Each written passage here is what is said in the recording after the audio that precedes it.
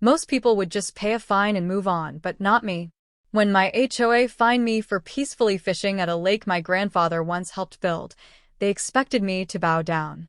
Instead, I bought the entire lake and banned every single person in the neighborhood from using it. It was one of those rare Saturday mornings where the world feels calm, like life is giving you a break you didn't ask for but desperately needed. The lake was still, the air was crisp, and the only sound was the soft plunk of my fishing line dropping into the water. Fishing wasn't just something I did, it was the one place where my mind could breathe. My grandfather taught me everything I knew about it, and this lake was where half my childhood memories lived. I was standing right at the same bend of the shoreline where he used to sit, smiling like he owned the place. Just as the first tug hit my line, I heard the unmistakable stomp of HOA authority approaching. I didn't even turn around. I already knew it was Karen, the HOA president, queen of clipboards, destroyer of joy, and unofficial neighborhood dictator. Without a greeting, without even an ounce of humanity, she shoved a bright yellow paper into my hand. "You're being fined for unauthorized fishing," she snapped. Unauthorized? I lived here. I'd fished here longer than she had lived in the entire state. But of course, HOA logic didn't follow real logic. It followed power. I tried to reason with her, but she talked over me, spouting regulations, citing rules no one had ever heard of, and acting like I was illegally drilling for oil instead of catching a quiet morning bass. When she finally strutted away, I stared at the $200 fine like it was some kind of joke. But the more I looked at it, the more something inside me shifted. This wasn't about fishing. It was about control. And she had picked the wrong day and the wrong person to mess with. That lake wasn't just pretty water on a map. It was part of my family story. My grandfather helped build the original dam decades before the HOA even existed. Back then, this entire area was farmland, quiet, simple, and far more peaceful than the HOA-infested suburb it had become. I grew up hearing stories about how he and his brothers would spend entire summers shaping the land, digging trenches with their bare hands, and creating the very lake Karen now acted like she personally owned. When I was a kid, my grandfather would take me down to the water every weekend. He showed me how to cast, how to read the ripples, how to tell the difference between a patient fish and a smart one. Some of my earliest memories were made right there, by the shoreline. Losing access to that spot felt like losing a part of him. When he passed away, the land around the lake was eventually sold and developed into the neighborhood I'd later move into. At the time, I didn't think much of it. Life moved on, and the HOA took over maintenance. They claimed they were protecting community standards, but really they were just building their little empire of petty rules and hidden fees. Still, I never broke a rule. I paid my dues on time. I didn't cause trouble. So to get fined on my grandfather's lake felt like a slap across generations. It wasn't just insulting. It was personal. That's when the anger finally turned into resolve. They wanted to play power games? Fine. I had my own move to make, and they were not going to see it coming. The day after the fine, I thought the worst was over. But the HOA wasn't finished. Not even close. Karen must have woken up that morning thinking she was the sheriff of Lakeside Community because she decided to escalate things. The next day, I found a warning letter taped to my door. Then another. And another. Each one filled with bold red words and vague threats about further action and possible suspension of community privileges. Suspension? Of my own community privileges? Overfishing? At this point, it felt like they were intentionally targeting me. Every time I walked outside, it seemed like someone from the HOA board was watching. They'd pretend to be inspecting lawns or checking mailboxes, but their eyes always followed me. Neighbors whispered.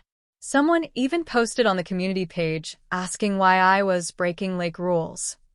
I wasn't breaking anything, but the HOA president had already poisoned the water. Karen took things even further. She showed up to the next HOA meeting and used my name like an example of repeated violations. I wasn't even there, but people sent me screenshots of her ranting about entitled behavior and disrespect for regulation. She made me sound like a criminal. Overfishing. The final straw came when she mailed me a notice saying that if I was caught near the lake again without proper authorization, the HOA would pursue legal action. Legal action? For what? Standing near water. That was the moment I realized they weren't going to stop. They decided I was a problem. And the HOA never backed down from a target. They only pushed harder. But this time, they pushed the wrong person. Because I wasn't planning to back down either. And my next move wasn't going to be a complaint or a protest. It was going to be something much, much bigger.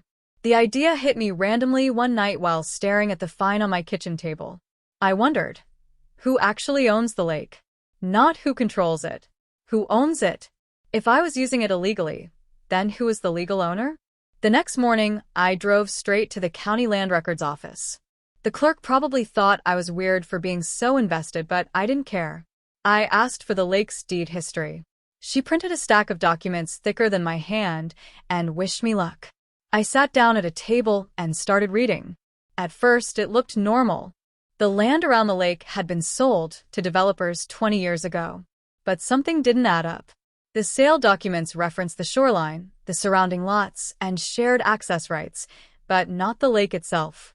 I kept digging. Page after page. The deeper I went, the stranger it got. Then, buried in an old file from decades earlier, I found it. The lake had never been legally transferred to the developers. It was still listed as part of a private estate owned by an elderly couple who had moved out of state years ago. My heartbeat doubled. The developers just assumed they owned it. The HOA assumed they owned it. Karen definitely assumed she owned it. But they didn't. The actual owners were still alive, and the lake was technically still theirs. I tracked down their contact information. They were in their 80s, living in Arizona. When I called, the husband practically laughed. That old lake? We haven't thought about that property in years. I asked a simple question. Are you willing to sell it? He didn't hesitate. Yes. We'd be glad to finally get rid of it. That was it. The HOA had power because they controlled the lake. So I decided to take the one thing their entire authority was built on. Once the owners agreed to sell, I moved quickly. I didn't want the HOA catching wind of anything, not until the perfect moment. I hired a local attorney who handled land purchases and explained the situation. When he learned the lake wasn't officially HOA property, he raised his eyebrows and said, "This is going to cause chaos." I smiled. That was the point. Negotiations were surprisingly easy. The elderly couple just wanted the lake off their books. Because the land wasn't being used for development or profit, the price was shockingly reasonable. It wasn't cheap, but it was absolutely worth it. Within weeks, the paperwork was signed. The deed was updated. And I became the official and sole owner of the entire lake. The day I received the final ownership documents, I felt a satisfaction like nothing else.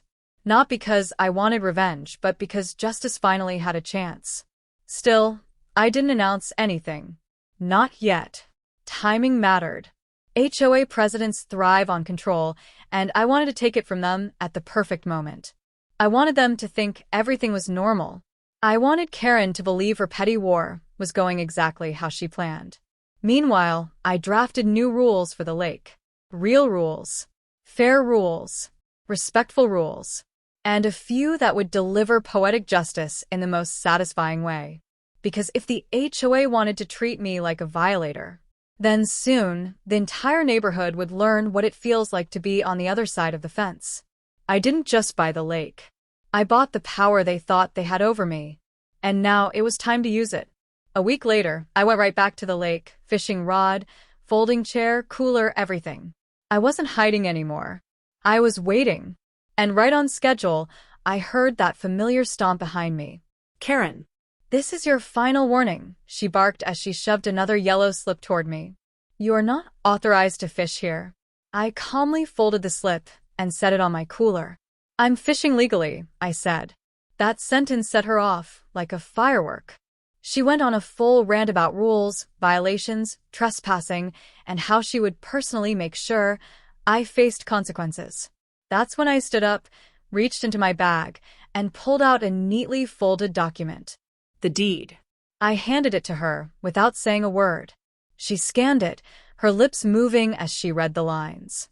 Her face slowly shifted from irritation to confusion, to disbelief, to rage. "What is this?" she demanded. "It means," I said, "you can't find me." "This can't be real," she snapped. "The HOA owns this lake." "No," I corrected calmly. "The HOA uses this lake. I own it." Her expression cracked. For the first time since I'd met her, she couldn't find words. She spun around and stormed off, shaking with anger. She wasn't ready to accept reality, but she was about to face it. The next morning, I posted brand new signs around the lake, professional, weatherproof, and legally binding. Private property. No community access. Trespassers will be prosecuted. HOA members strictly prohibited. Within hours, chaos erupted. People gathered in small, angry groups. Kids stood at the edge of the sidewalk staring at the water they could no longer reach. Dog walkers stopped in disbelief. Teenagers complained loudly. Adults argued. Phones came out. Pictures were taken. And every single person blamed one entity: the HOA. Some marched to the HOA office demanding answers. Others shouted at Karen in the street.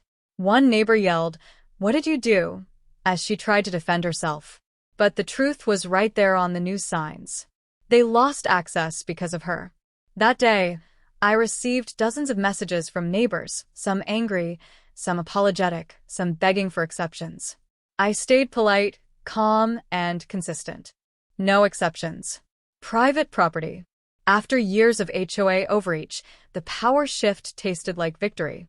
By the end of the week, the neighborhood was in total revolt. Residents demanded an emergency HOA meeting. The room was packed, standing room only. People lined up to complain about fines, harassment, unnecessary restrictions, and now the loss of the lake. Karen tried to defend herself, but the crowd wasn't having it. They'd reached their breaking point. Someone shouted, "You pushed him too far." Another yelled, "You made this mess." A third added, "You cost us the lake." She snapped under pressure. By the end of the meeting, the board voted to remove her as president. She walked out with her clipboard lowered for the first time ever. Justice served. With Karen gone, the neighborhood slowly recovered. People became kinder, calmer, more cooperative. The HOA backed off. No more harassment. No more pointless rules. As for the lake, I kept it private, but I also restored its peace. I cleaned up parts that the HOA ignored, added benches, and honored my grandfather's memory by taking care of the land he once shaped with his own hands. Sometimes people asked if I'd ever open the lake again. Maybe, I'd say, but only when people learn respect. For now, the quiet mornings were mine again. And every time I cast my line, I remembered the day a $200 fine turned into the greatest comeback of my life.